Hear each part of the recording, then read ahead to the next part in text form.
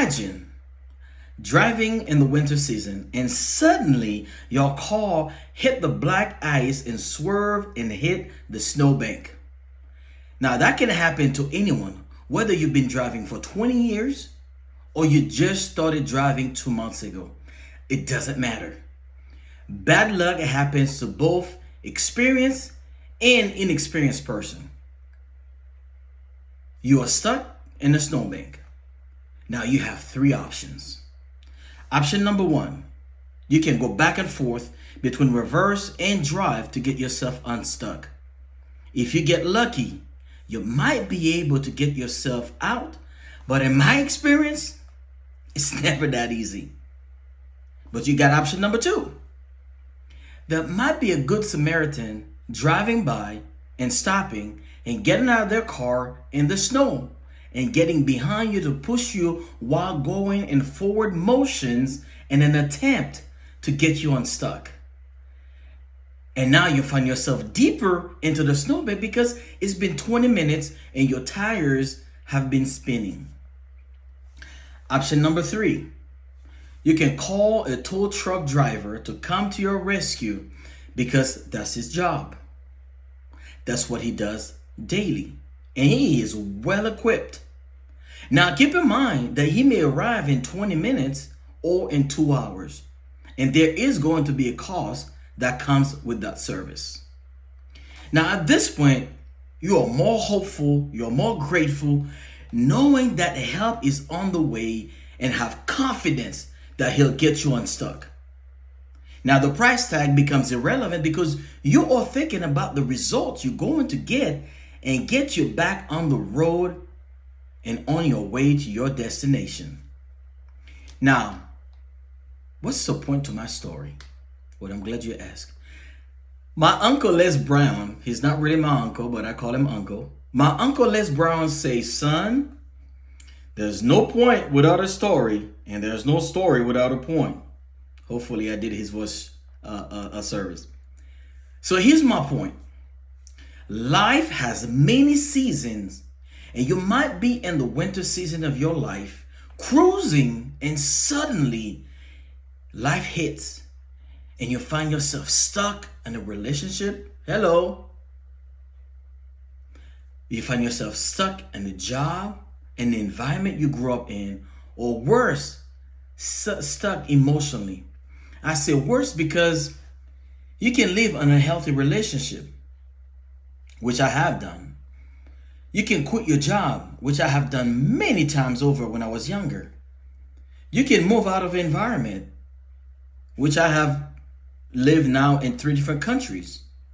But you cannot, and I repeat, you cannot disconnect yourself from your emotions and just say, emotions? It was great experience. Thank you for the life lesson. And because your emotions and your intellect are connected to your soul, then to disconnect from your emotions is to kill your soul slowly. Now, as a man, and I've been a man for 43 years, you've been oppressed, suppressed, and repressed your emotions to the point that you are emotionally constipated. And unfortunately, you have not found a safe space to release. Now, here you are in your mid-30s, late 40s. You've been trying on your own for many years to get unstuck. But just like your car in the snowbank, you keep spinning your wheels. You have friends and family members who mean well, but they can't help you. They are stuck themselves in their own lives. Finally, you decide to reach out to me because you've seen me on social media. You stumbled on my website. Someone referred you to me, or you bought my book, which is on Amazon, The Will to Rise, How to Persevere in the Face of Adversity, and decided today is the day that you are tired of being stuck. You are sick and tired of being sick and tired. I have a method called the AAA effect. And no, I'm not talking about your roadside assistant coverage plan. The AAA effect, the first A is awareness. Now let's talk about awareness. You were aware that you were stuck, and that's why you reach out to me. Congratulations, because now you've made it to the top 10 of the conscious population and hit the 310 marks on the scale of consciousness. Now, side note, in case you're wondering, what is a scale of consciousness? Well, I'm glad you asked.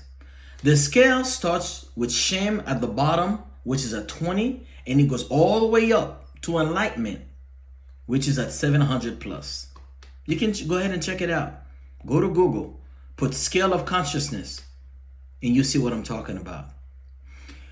Your awareness will breed authenticity, which will help you show up as a better husband, a better father, a better partner, brother, a leader, or just a friend. Now, the second A is acceptance, which is one of the hardest things for me personally. You have accepted the responsibility that only you have the power to decide whether or not you are going to stay stuck. Again, congratulations. You now made it to the 350 mark on the scale of consciousness. Now, please, ladies and gentlemen, let us not confuse acceptance with tolerance. You can accept your past, but you shouldn't tolerate someone disrespecting you because of your past. You can accept you were a victim of child abuse, but you do not have to live like a victim. And the last E, action.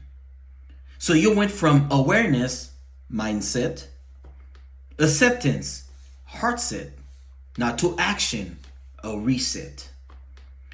Action is doing for yourself what you hope someone else will do for you. Congratulations again. You've made it now to the 400 mark on the scale of consciousness.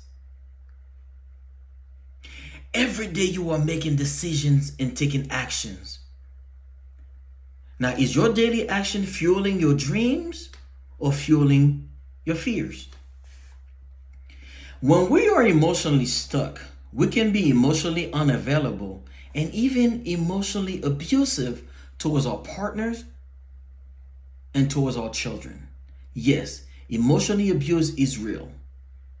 When we are emotionally stuck, we may feel trapped, unable to grow, or find fulfillment or contentment.